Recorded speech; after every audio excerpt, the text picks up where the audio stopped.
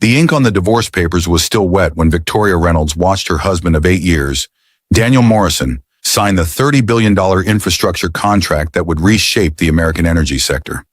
She stood in the back of the glass-walled conference room at Morrison Tech Solutions, her graduation gown still draped over her arm, the MBA she'd earned that very morning, now feeling like a cruel joke.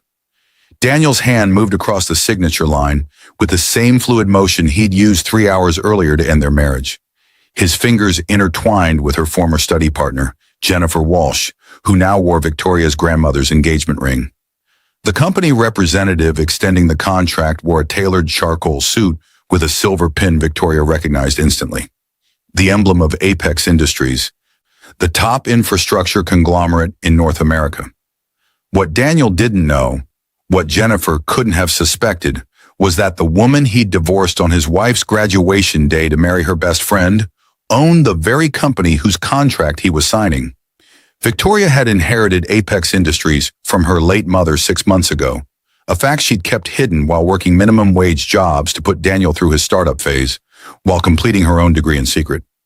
The $30 billion contract Daniel was signing contained a morality clause, a performance review system, and a cancellation provision that Victoria herself had drafted. As Jennifer kissed Daniel's cheek in celebration and whispered something that made him laugh, the same laugh Victoria used to cherish, a single question burned through her mind. How would the man who divorced his wife on her graduation day, unaware she owned the top company signing his $30 billion contract, react when the truth shattered everything he thought he'd built? And what would Jennifer do when she realized the best friend she'd betrayed held the power to destroy them both? The Georgetown University graduation ceremony had been beautiful. Victoria Reynolds had walked across that stage at 9:47 a.m., accepting her MBA diploma with honors, scanning the crowd for the one face that mattered. Daniel's seat, the one she'd reserved in the third row, the one that had cost her an extra $100 to guarantee, remained empty. She'd felt the weight of that absence like a stone in her chest, but she'd smiled for the cameras anyway, thinking perhaps he'd been delayed at the office. Perhaps the contract signing had run long. She hadn't expected to find him in their apartment at noon, suitcases already packed. "I need to talk to you about something," Daniel had said, and Victoria had foolishly thought he wanted to apologize for missing her graduation. She'd set down her diploma, still in its leather holder, on the kitchen counter they'd picked out together at IKEA 3 years ago. The same counter where she'd served him breakfast every morning before her 6 a.m. shift at the diner. Before her 8 a.m. classes, before rushing home to help him prepare investor presentations. "I want a divorce." 3 words, 21 letters, 8 years dissolved. "There's someone else," he'd continued, and Victoria had felt the room tilt. "Someone who understands my vision. Someone who's been there for me during the hard times." Jennifer had emerged from their bedroom then, their bedroom, wearing one of Victoria's robes, her red hair cascading over shoulders that Victoria had cried on countless times. Jennifer, who'd borrowed Victoria's notes when she'd been too sick to attend class. Jennifer, who'd sworn she'd never betray their friendship. Jennifer, who'd apparently been doing much more than studying with Daniel during all those late nights Victoria had been working double shifts. "I'm sorry, Vicky," Jennifer had said, but her eyes had been cold, calculating. But Daniel deserves someone who can actually help his career, not someone who works at a diner. Victoria had felt something crack inside her chest. They didn't know. Neither of them knew. 6 months ago, Victoria's mother, Eleanor Chen Reynolds, the steel magnolia of American infrastructure, had died in a car accident in Singapore while finalizing a deal with the Pacific Rim Coalition. The will had been read in a private office in Manhattan, and Victoria had inherited everything. Apex Industries, valued at $87 billion, with projects spanning 43 countries and contracts with 18 governments. She'd also inherited her mother's instructions, handwritten on cream-colored stationery in Eleanor's perfect script. "Don't tell anyone until you know who loves you for you and who loves you for what you can give them. Your father learned this lesson too late. Don't make the same mistake." So Victoria had kept working at Morrison's Diner, which she actually owned through a shell corporation, though the manager didn't know it. She'd kept taking the bus to campus, kept darning Daniel's socks, kept pretending she was just a girl trying to earn her degree, while supporting her husband's dreams. She'd wanted to be sure. She'd wanted Daniel to succeed on his own merit first, to see if he'd still love her when he didn't need her money anymore. Now standing in their apartment with divorce papers in her hand and her best friend wearing her jewelry, Victoria understood her mother's wisdom with devastating clarity. "I'm taking the apartment," Daniel had said. "My lawyer says since I've been the primary breadwinner." Victoria had almost laughed. The apartment was in a building she owned. The car he drove was registered to one of her subsidiary companies. The laptop he'd used to build his business had been purchased through a vendor she controlled. But she'd said nothing, just signed the papers with the pen he offered. A Mont Blanc she'd given him for their 5th anniversary, purchased with her mother's first gift to her, though Daniel had believed it came from Victoria's Christmas bonus. "The contract signing is at 2, Jennifer had said, checking her phone, an iPhone Victoria had bought her last birthday. "We should get going, baby. This is your big day." This is your big day. The words had been meant for Victoria that morning, should have been said about her graduation. Instead, they were about Daniel's contract, the one that would make Morrison Tech Solutions a legitimate player in the energy sector. Victoria had gathered her things, only what was truly hers, only what had existed before Daniel, and left. She'd walked 17 blocks in her graduation gown, drawing stares until she reached the Starbucks where her driver was waiting. Marcus Chen, no relation to her mother, despite the shared surname, had opened the door of the black Mercedes S-Class with the tinted windows that she used for business. "To the office, Miss Reynolds?" "No," Victoria had said. "To Morrison Tech Solutions. I want to see this contract signing." Marcus had raised an eyebrow. He'd been her mother's driver for 20 years and knew how to read the room, but he'd simply nodded. "As you wish." Now standing in the back of Morrison Tech's conference room, Victoria watched her ex-husband's moment of triumph with the detached interest of an entomologist observing an insect. She'd entered through the building's executive entrance, the one Daniel didn't even know existed because his company only leased the 3rd floor of a building Apex Industries owned. The security guard had recognized her immediately. All Apex employees had been briefed on their new CEO's face and had ushered her in with a deference that would have confused Daniel had he noticed. But Daniel hadn't noticed. He was too busy shaking hands with Robert Chen, Apex Industries Senior VP of Contract Administration, and Victoria's mother's younger brother, her uncle, though Daniel had no idea of the connection. Uncle Robert's expression was carefully neutral, professional, betraying nothing of the fury Victoria knew he felt on her behalf. He'd wanted to cancel the contract the moment he'd learned about the divorce, but Victoria had stopped him. "Let it play out," she'd said. "I want to see what he does when he thinks he's won." The conference room was full of Morrison Tech employees, investors, and hangers-on. Jennifer stood beside Daniel, her hand possessively on his arm, whispering congratulations. She'd changed since their apartment, now wearing a designer dress Victoria didn't recognize, probably purchased in anticipation of her new life as a tech entrepreneur's wife. Daniel was making a speech. "This contract represents everything Morrison Tech has been working toward. $30 billion to redesign the Eastern Seaboard's energy infrastructure to bring American innovation to American problems. This is about legacy, about building something that lasts." Victoria's phone buzzed. A text from Uncle Robert. "Are you sure about this?" She typed back. "Absolutely. Proceed with the standard terms." What Daniel didn't know, what he couldn't know because he'd never actually read the fine print of Apex contracts, too dazzled by the dollar signs, was that every Apex agreement included a 90-day performance review clause with a morality provision. Any behavior deemed inconsistent with Apex Industries' values of family, integrity, and loyalty could trigger an immediate contract review and potential cancellation with full financial penalties.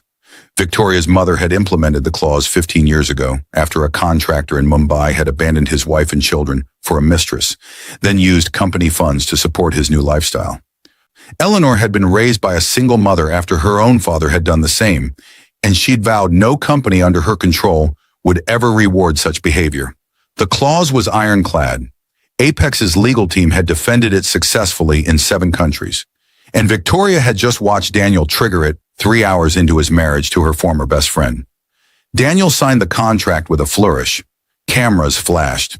Jennifer kissed him again. Longer this time. making sure everyone saw. Someone popped champagne. The celebration was beginning. Victoria slipped out before anyone could recognize her, though she caught Uncle Robert's eye as she left. He nodded once, understanding. The real work would begin tomorrow. She had Marcus drive her to her real office, the penthouse suite of the Apex Industries Tower in downtown Seattle, a glass and steel monument to her mother's vision. Victoria's assistant, Caroline Wright, was waiting with files, contracts, and a cup of Earl Grey tea prepared exactly how Victoria liked it. The Morrison Tech contract is signed, Caroline said. She was a woman in her 50s with silver hair and the demeanor of a general. She'd been Eleanor's assistant and had transitioned seamlessly to Victoria. Legal is preparing the review documentation. We should have everything ready within 48 hours. Good. Victoria sat down behind her mother's desk, her desk now, and looked out at the Seattle skyline. I want a full audit of every Morrison Tech transaction for the past 3 years. Financial records, vendor relationships, employee contracts, everything. You think there's more? Caroline asked. I know there is. Victoria opened the Morrison Tech file on her computer. Jennifer Walsh was hired as their head of strategic partnerships 8 months ago, recommended by Daniel personally. She's been signing off on vendor contracts, consultant agreements, expense reports. You think they've been embezzling? I think Jennifer has been planning this for a while. Victoria pulled up a series of transactions. Look at these consulting fees. Morrison Tech has paid $340,000 to Walsh Consulting LLC over the past 6 months for strategic advice. Jennifer created that company 3 days after she was hired. Caroline leaned in, studying the screen. That's a conflict of interest at minimum, possibly fraud. And it gets better. Victoria opened another file. Daniel took out a $2 million loan from First National Bank last month to expand operations. But look at the collateral he used, intellectual property that Morrison Tech doesn't actually own. The patents are licensed from a subsidiary of Apex Industries. He's used our IP to secure a loan for his company. That's a material breach of the licensing agreement. It is. Victoria sat back. And when we exercise our right to audit under the morality clause, all of this becomes our business. Every shady deal, every cut corner, every lie he's told to make his company look more successful than it is. Caroline was quiet for a moment. Your mother would be proud and furious.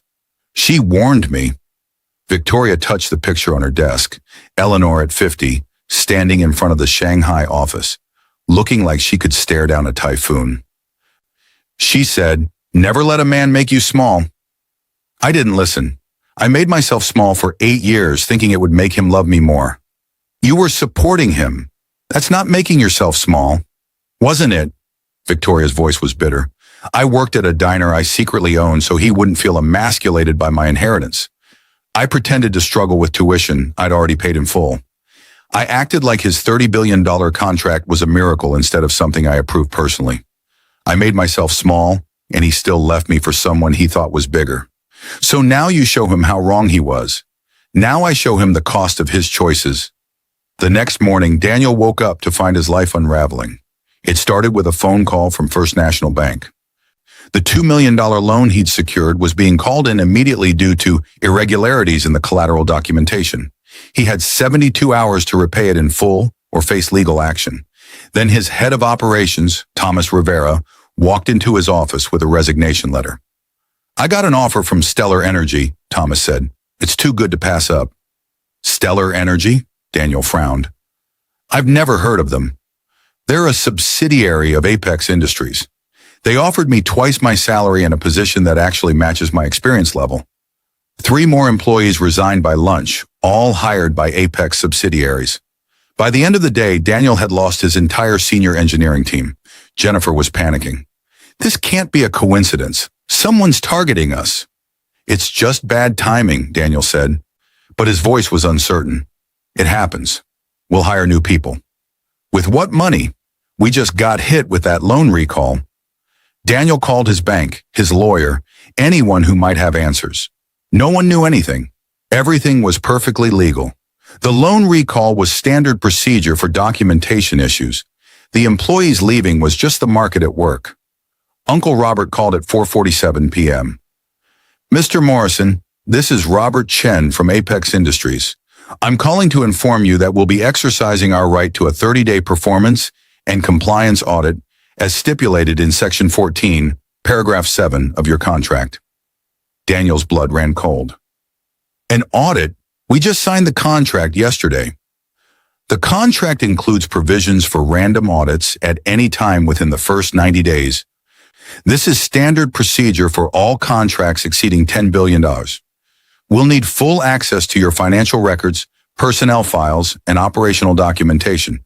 Our team will arrive Monday morning. This is outrageous. You can't just...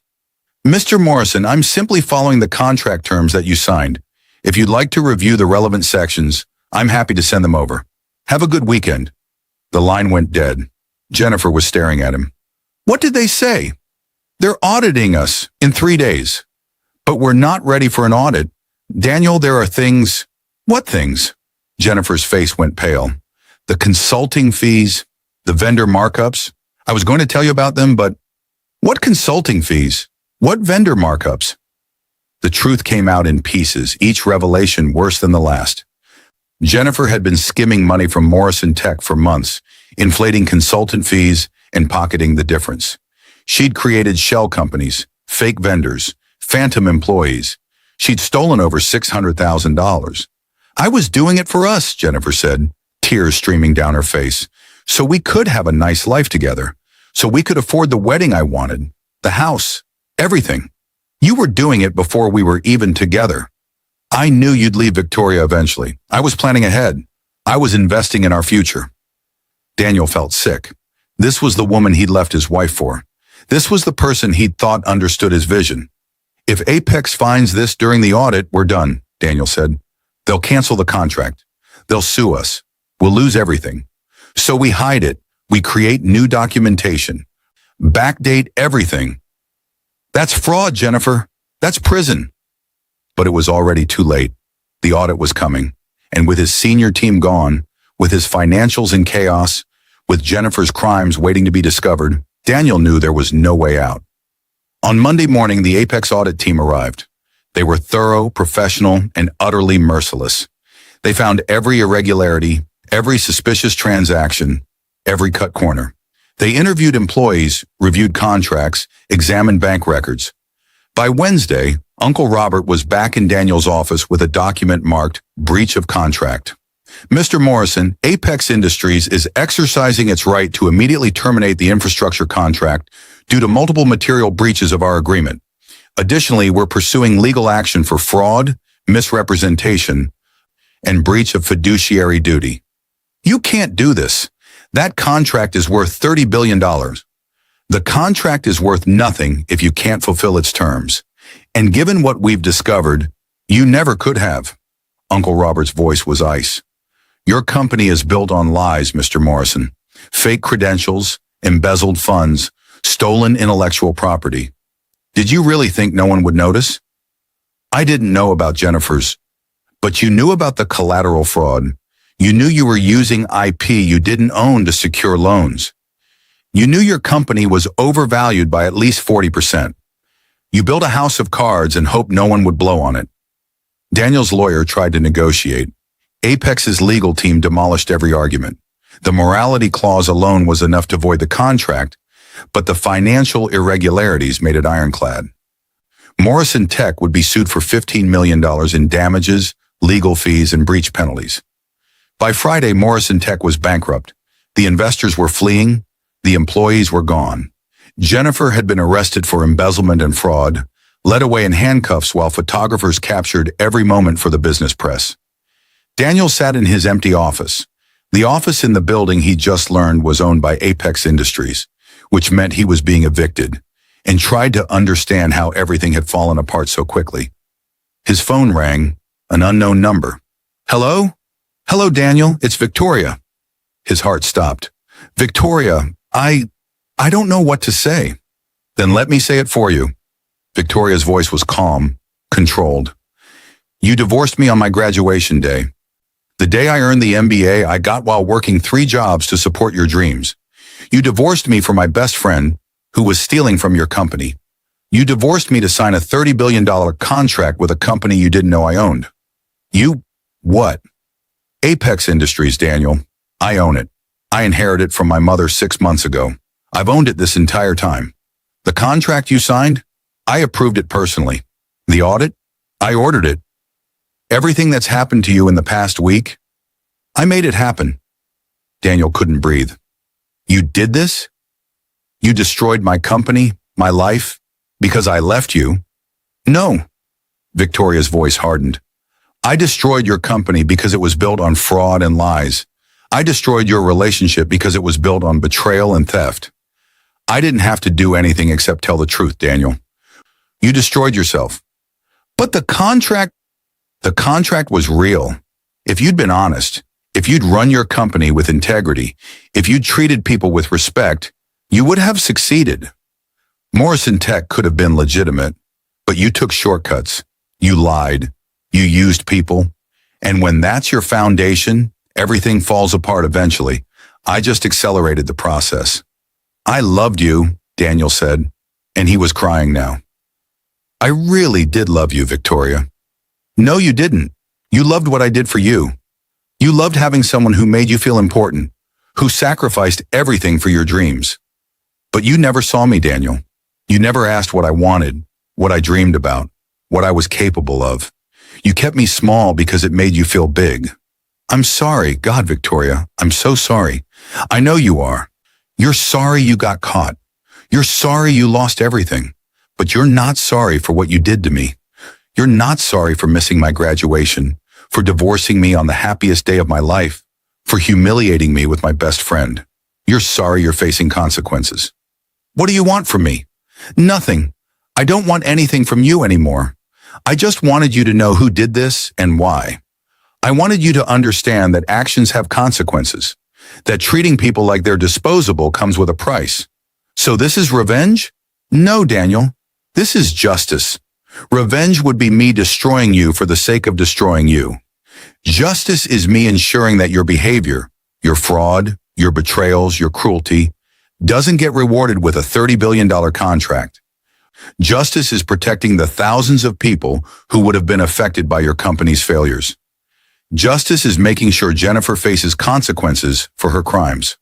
You're heartless. Victoria laughed, but there was no humor in it.